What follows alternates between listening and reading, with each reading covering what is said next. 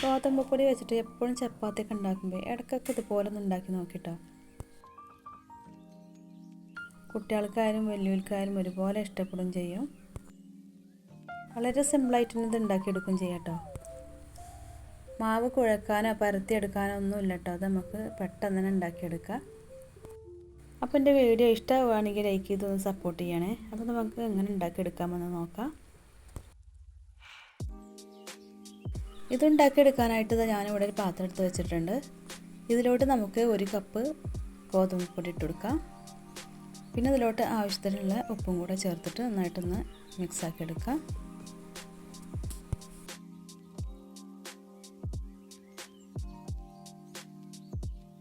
ഇനി നമുക്കിതിലോട്ട് ഒരു മുട്ടയും കൂടെ പൊട്ടിച്ചൊഴിച്ച് കൊടുക്കാം.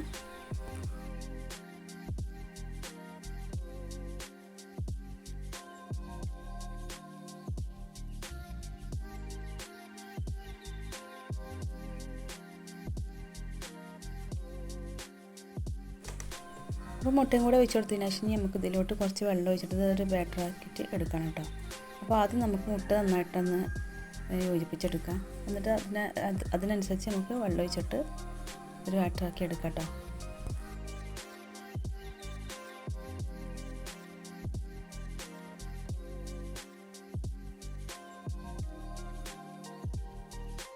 അപ്പോൾ നന്നായിട്ട് മിക്സാക്കി എടുത്തിട്ടുണ്ട്. ഇനി നമുക്ക് ഇതിലോട്ട് വെള്ളം ഒഴിച്ചെടുക്കാം. അപ്പോൾ ആദ്യം നമുക്ക് ഇതിലോട്ട് 1 കപ്പ് വെള്ളം ഒഴിച്ചെടുക്കാം കേട്ടോ. എന്നിട്ട് വേണമെന്നുണ്ടെങ്കിൽ വെള്ളം ഒഴിച്ചെടുത്താൽ മതി.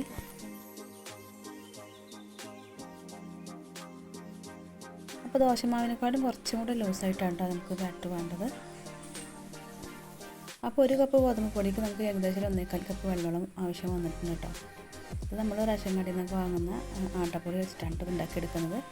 അപ്പോൾ നിങ്ങൾ എടുക്കുന്ന ഗോതമ്പ് പൊടിക്ക് അനുസരിച്ച് വെള്ളം ഒഴിച്ചെടുക്കുക. അപ്പോൾ നന്നായിട്ട് തന്നെ മിക്സാക്കി എടുത്തിട്ടുണ്ട്. ഇനി ഇത് നമുക്കിവിടെ മാറ്റി വെക്കാം. അപ്പോൾ ഇത് ഞാനിവിടെ ചെറിയൊരു ബൗൾ എടുത്ത് വെച്ചിട്ടുണ്ട്. ഇതിലോട്ട് ഇനി നമുക്കൊരു മുട്ട പൊട്ടിച്ച് ഒഴിച്ചെടുക്കാം. ഇനി ഇത് നമുക്ക് നന്നായിട്ട് ഇതേപോലെ നാക്കിയെടുക്കാം കേട്ടോ.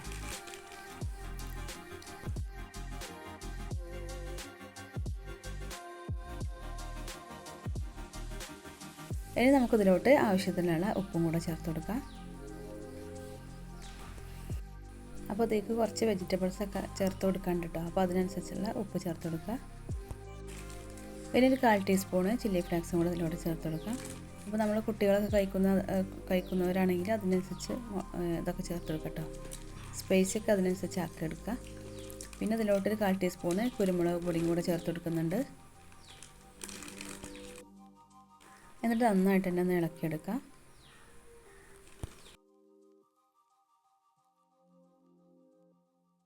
അപ്പോൾ അത് നന്നായിട്ട് തന്നെ ഇളക്കിയെടുത്തിട്ടുണ്ട് കേട്ടോ. ഇനി നമുക്ക് ഇതിലോട്ട് കുറച്ച് വെജിറ്റബിൾസൊക്കെ ചേർത്തെടുക്കാണ്ട്. അപ്പോൾ നമ്മൾ ഇതിലോട്ട് ഒരു 1.5 ടേബിൾ സ്പൂണ് ക്യാരറ്റ് കട്ട് ചെയ്തതാണ് കേട്ടോ ചേർത്തെടുക്കുന്നത്. അപ്പോൾ അല്ലാത്ത നമ്മൾ ചെറുതായിട്ട് തന്നെ ഒന്ന് കട്ട് ചെയ്തെടുക്കുക. ഇനി നമുക്കിതിലോട്ട് 1 സ്പൂണ് ക്യാപ്സിക്കം കട്ട് ചെയ്തതും കൂടെ ഇട്ട് കൊടുക്കാം കേട്ടോ. നമ്മുടെ കയ്യിൽ ഏതൊക്കെ വെജിറ്റബിൾസൊക്കെ ഉള്ളത് വെച്ചെങ്കിൽ അതിനനുസരിച്ച് ഇട്ട് കൊടുക്കാം കേട്ടോ. പിന്നെ ഒരു തക്കാളി നമ്മൾ കുരുവൊക്കെ കളഞ്ഞിട്ടൊന്ന് കട്ട് ചെയ്തെടുത്തിട്ടുണ്ട്. അതും കൂടെ ഇതിലോട്ട് ഇട്ട് കൊടുത്തിട്ടുണ്ട്. പിന്നെ അതേപോലെ തന്നെ സവാളയും കൂടെ കട്ട് ചെയ്തിട്ട് കൊടുത്തിട്ടുണ്ട് കേട്ടോ. ഇനി നമുക്കിതിലോട്ട് കുറച്ച് മല്ലിയില കട്ട് ചെയ്തതും അതേപോലെ തന്നെ പച്ചമുളകും കൂടെ ഇട്ട് കൊടുക്കാം.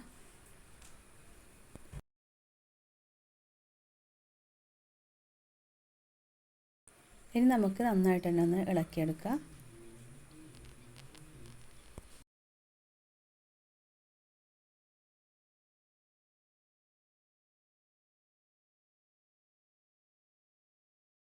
നന്നായിട്ട് തന്നെ മിക്സാക്കി എടുത്തതിന് ശേഷം നമുക്കിതിവിടെ മാറ്റി വെക്കാം.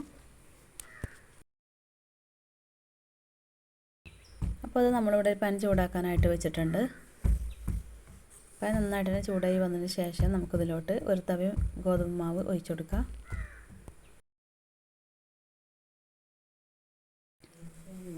ഇനി ഇതിൻ്റെ മുകൾ ഭാഗം ഒന്നായി വരട്ടെ.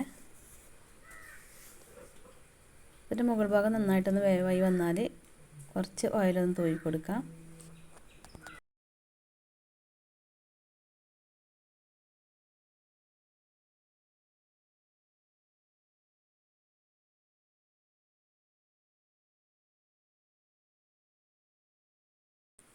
ഇനി നമുക്കിതൊന്ന് മറിച്ചിട്ടെടുക്കാം കേട്ടോ.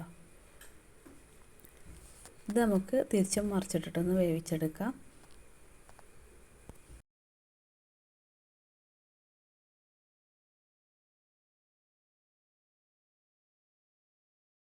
അത് നന്നായിട്ട് തന്നെ വേവായിട്ടുണ്ട് കേട്ടോ. ഇനി നമുക്കിത് പാനിൽ നിന്ന് മാറ്റാം.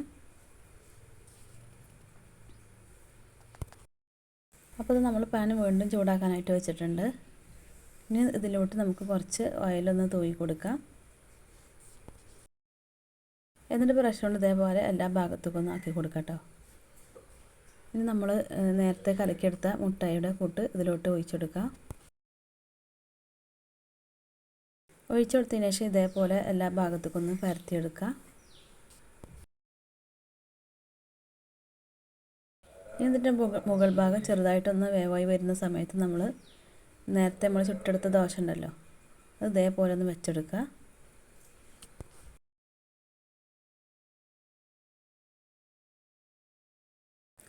എന്നിട്ട് ഇതുപോലെ നന്നായിട്ടൊന്ന് പ്രസ്സാക്കി കൊടുക്കട്ടോ. അപ്പോൾ ഇത് ലോ ഫ്ലെയിമിലാട്ടോ വെച്ചെടുത്തിട്ടുള്ളത്. ലോ ഫ്ലെയിമിൽ വെച്ചിട്ട് വേണം നമുക്കിതുപോലെ ആക്കിയെടുക്കാൻ. എന്നിട്ട് ഇതേപോലെ പ്രസ് ചെയ്തെടുത്തതിന് ശേഷം നമുക്ക് ഇത് വീണ്ടും മറിച്ചിട്ടെടുക്കാം. അപ്പോൾ നല്ല അടിപൊളിയായിട്ടുള്ള ബ്രേക്ക്ഫാസ്റ്റ് റെഡി ആയിട്ടുണ്ട്. ഇനി നമുക്ക് മറ്റൊരു മെത്തേഡിലും കൂടെ നമുക്ക് ചെയ്തെടുക്കാം കേട്ടോ. അപ്പോൾ ഇതുപോലെ ഉണ്ടാക്കിയെടുക്കുകയാണെങ്കിൽ നല്ല അടിപൊളിയാട്ടോ. അപ്പോൾ ഇത് നമുക്ക് ആദ്യം പാനിൽ നിന്ന് മാറ്റാം.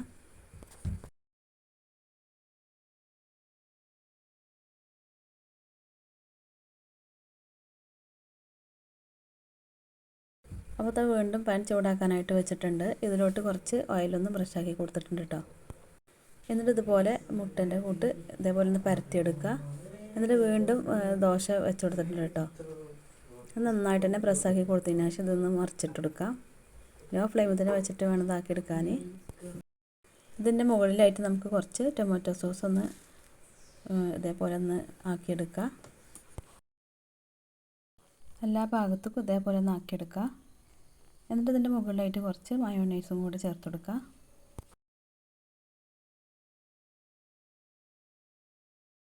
ഇനി ഇതിൻ്റെ ഒരു സൈഡ് ഭാഗത്തായിട്ട് നമുക്ക് കുറച്ച് ചീസ് കട്ട് ചെയ്തതും കൂടെ വെച്ചെടുക്കാം. എന്നിട്ട് നമുക്ക് ഇതുപോലെ ഒന്ന് മടക്കിയെടുക്കാം. അപ്പോൾ അത് നല്ല അടിപൊളിയായിട്ടുള്ള ബ്രേക്ക്ഫാസ്റ്റ് റെഡി ആയിട്ടുണ്ട്. അപ്പോൾ എല്ലാവരും ഇതുപോലെ ട്രൈ ചെയ്ത് നോക്കുക. നമ്മൾ ഇടയ്ക്ക് ചപ്പാത്തി ഇതൊക്കെ ഉണ്ടാക്കുമ്പോൾ ഇതുപോലെ ഇടയ്ക്കൊക്കെ ഉണ്ടാക്കി നോക്കട്ടോ. അപ്പോൾ കുട്ടികൾക്കൊക്കെ എന്തായാലും ഇഷ്ടപ്പെടാതിരിക്കില്ല. അപ്പോൾ മറ്റൊരു പുതിയ ഒപ്പമായിട്ട് വീണ്ടും വരാം. Okay, thank you.